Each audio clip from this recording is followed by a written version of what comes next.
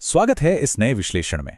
आज हम जिस विषय पर बात करने वाले हैं वो तकनीक की दुनिया का एक ऐसा सच है जो बहुत दिलचस्प भी है और सच कहूं तो काफी डरावना भी। बात हो रही है एआई वॉइस स्कैम्स की।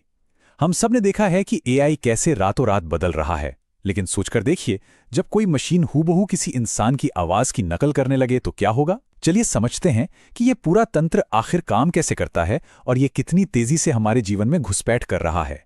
अब जरा इस वाक़ये पर गौर करें। ये किसी हॉलीवुड थ्रिलर फिल्म का सीन नहीं है, बल्कि एक बिल्कुल सच्ची और खौफनाक घटना है। एरिज़ोना की एक माँ के पास फोन आता है। फोन पर उसकी 15 साल की बेटी की रोती हुई आवाज है जो कह रही है, मॉम मेरी मदद करो। और उसके तुरंत बाद एक अनजान आदमी फोन लेकर पूरे $1 मिलियन की फिरौती मांगता है। अब हैरान करने वाली बात क्या है, कोई असली अपहरण हुआ ही नहीं था। ये पूरी तरह से एआई वॉइस क्लोनिंग तकनीक से बुनी गई एक साजिश थी। ये घटना साफ दिखाती है कि ये तकनीक हमारी भावनाओं से खेलने के लिए कितनी खतरनाक बन चुकी है। तो आज की इस चर्चा का रोड मैप बिल्कुल सीधा है। सबसे पहले हम वॉइस स्कैम के बढ़ते मामलों पर नजर डालेंगे, फिर इस क्लोनिंग के पीछे की तकनीक को डिकोड करेंगे। इसके बाद सीखेंगे कि एआई ऑडियो को कैसे पकड़ा जाए, खुद को सुरक्षित रखने के तरीके क्या हैं, और आखिर में जानेंगे कि सरकारें इस खतरे से कैसे निपट रही हैं। चलिए भाग 1 से शुरुआत करते हैं। वॉइस स्कैम का उदय। ये अब सिर्फ कुछ इक्का दुक्का घटनाओं तक सीमित नहीं रहा, बल्कि एक बहुत बड़ा वित्तीय संकट बन चुका है। इस आंकड़े पर ध्यान दीजिए, 10%। ये आंकड़ा वाकई चौंकाने वाला है। 2023 में मैकफी ने दुनिया भर के 7,000 वयस्कों पर एक सर्वे किया था, और नतीजा, हर 10 में से एक इंसान को एआई वॉइस क्लोनिंग स्कैम का निशाना बनाया गया है। और सबसे ज्यादा परेशान करने वाली बात तो ये है कि जिन लोगों को निशाना बनाया गया, उनमें से 77% लोगों ने असल में अपने पैसे गंवाए हैं। मतलब ये धोखाधड़ी सिर्फ डराने के लिए नहीं है, ये बहुत असरदार और व्यापक हो चुकी है। और ऐसा भी नहीं है कि सिर्फ आम लोग या परिवार ही इसके शिकार हो रहे हैं। बड़े बड़े कॉरपोरेट घराने और यहाँ तक कि राजनीतिक मंच भी इससे अछूते नहीं है। उदाहरण के लिए जर्मनी में एक पेरेंट कंपनी के सीईओ की आवाज़ की नकल करके 2,20,000 यूरो की ठगी को अंजाम दिया गया। एक दूसरे मामले में तो एक ब्रांच मैनेजर को चकमा देकर $35 मिलियन चुरा लिए गए। और अगर राजनीति की बात करें तो जो बाइडेन, कीर स्टारमर और मिशेल सिमेक्का जैसे बड़े नेताओं की आवाज़ वाले रोबोकॉल और डीपफेक सामने आ चुके हैं। इनका मकसद सीधे सीधे जनमत को प्रभावित करना होता है। अब आते हैं भाग 2 पर, वॉइस क्लोनिंग के पीछे की तकनीक। आखिर ये जादू होता कैसे है? महज थोड़े से डेटा के दम पर कोई मशीन इतनी असली लगने वाली आवाज़ कैसे बना लेती है? यहाँ एक बहुत ही अहम शब्द आता है, रिट्रीवल बेस्ड वॉइस कन्वर्जन, या जिसे शॉर्ट में आरवीसी कहते हैं।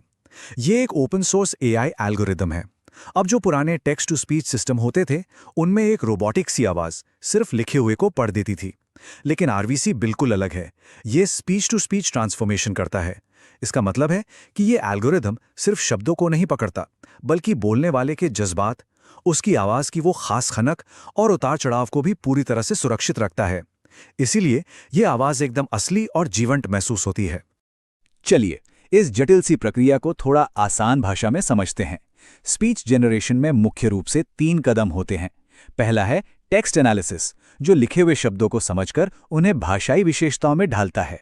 फिर आता है एकूस्टिक मॉडल, जिसका काम है आवाज़ के बारीक पैरामीटर्स को निकालना।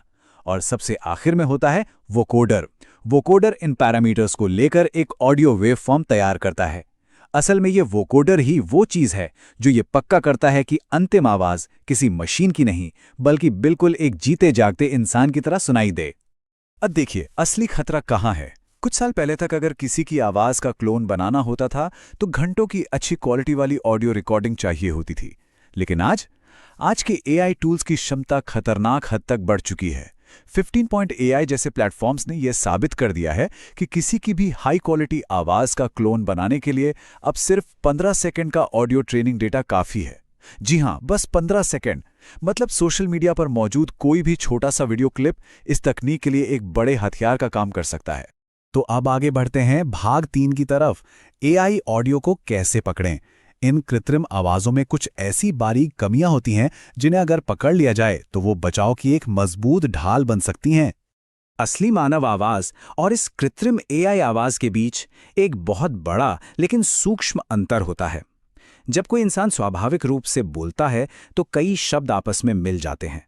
जैसे अंग्रेजी में डिड यू बोलते बोलते कैजुअल बातचीत में अक्सर डिज्जा सुनाई देता है।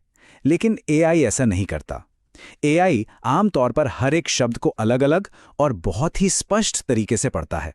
शब्दों को आपस में ना मिला पाना और जरूरत से ज्यादा स्पष्ट बोलना, यही वो सबसे बड़ा सुराग है कि फोन के उस पार कोई असली इंसान नहीं है।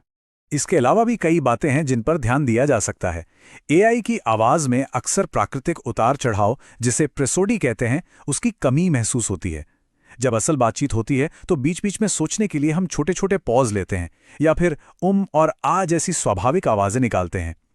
एआई अक्सर इन बारीकियों को छोड़ देता है।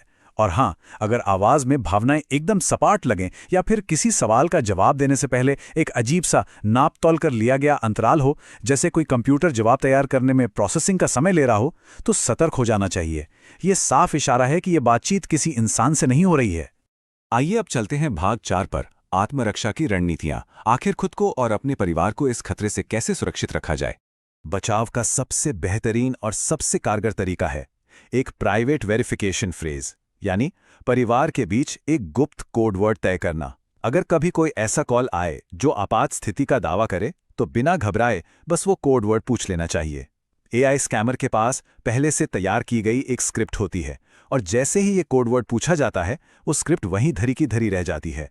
इसके अलावा एक और अच्छी आदत है कि हमेशा फोन काटकर सेव किए गए भरोसेमंद नंबर पर वापस कॉल किया जाए। कोई ऐसी पुरानी बात पूछी जाए जो सोशल मीडिया पर कहीं ना हो। और हाँ, बैंकों या अन्य जगहों पर वॉइस पासवर्ड जैसी सुविधाओं का इस्तेमाल करने से पहले अब 100 बार सोचने की जरूरत है।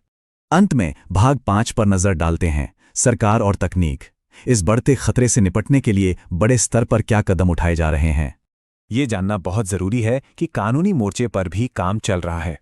एक अहम विधायी कदम सामने आया है। अमेरिकी सीनेट की कमेटी ऑन एजिंग द्वारा फेडरल ट्रेड कमीशन यानी एफटीसी को लिखा गया एक बेहद अहम पत्र। इसमें बहुत सख्ती से ये मांग की गई है कि उन एआई घोटालों पर कड़ी नजर रखी जाए जो खासकर वृद्ध नागरिकों को निशाना बना रहे हैं। इस पत्र में जोर दिया गया है कि कंज्यूमर सेंटिनल नेटवर्क के तहत इन घटनाओं को सही तरीके से ट्रैक किया जाए। ऐसा करने से ही इन अपराधों के असली आकार का पता चल पाएगा और कोई ठोस कार्रवाई हो सकेगी। इस मुद्दे की गंभीरता का अंदाजा इस बात से भी लगाया जा सकता है कि इसमें कोई राजनीतिक मतभेद आड़े नहीं आ रहा है। सीनेटर बॉब केसी और रिचर्ड ब्लूमेंथल का संयुक्त पत्र इस बात का सबूत है कि यह पूरी तरह से द्विदलीय यानी बाय पार्टिजन समर्थन वाला मुद्दा है।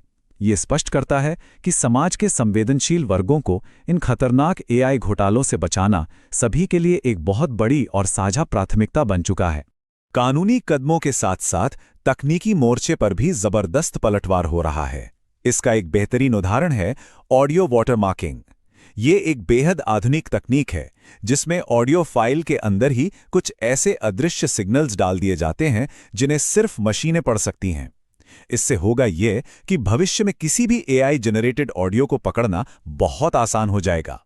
इसके अलावा एएसवी स्पूफ जैसी वैश्विक चुनौतियां भी लगातार चल रही हैं।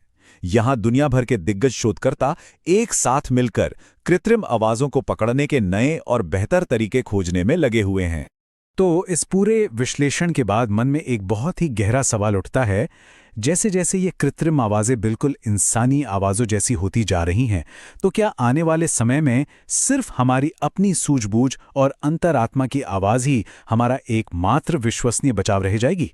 एआई जनरेट करने वाले टूल्स और उन्हें पकड़ने वाले सिस्टम्स के बीच ये तकनीकी जंग लगातार जारी है और आगे भी चलती रहेगी। ऐसे में सबसे बड़ा हथियार है जागरूकता। सतर्क रहें, जानकारी रखें और सुरक्षित रहें।